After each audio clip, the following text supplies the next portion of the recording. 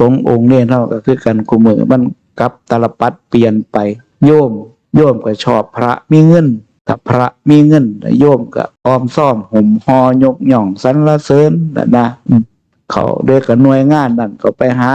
ขอความสงเคราะห์เด็กกับหน่วยงานนี่ก็ไปหาความสงเคราะห์มันบ่แม่นว่าไปหาด้วยศรัทธาในพุทธศาสนาสำงัวสำข้วยเฮาปล่อยไว้มันหิวมันก็ไปหากินน้ำกินแล้วก็ขี่ใส่กินแล้วก็เหี่ยวใส่กุ้งซิ่วอยู่หั่นกินบ่ได้เบิดดอกเหม็นข้วยเหม็นงัวลงเด่นน้ำพุทธศาสนาคือกันน่าถูกบุคคลที่คิดต่างมิจฉาทิฏฐิบ่อนทำลายพุทธศาสนาในระบบกระบวนการต่างๆพวกเขาไปขอเงินพระบ่มีผู้ใดออกมาปกป้องพุทธศาสนาได้บ่มีหรอกพิจารณาเบิ่งพระพุทธเจ้าเพิ่นบ่พาทำคันถ้าเพิ่นสิเอาเงินซอยคนแขวนนั่นเมืองนี้คนทุกข์คนยากวันณะสูตรจันทานอืดบ่เศรษฐีอุปถากเพิ่นพระราชามหากษัตริย์อุปถากเพิ่น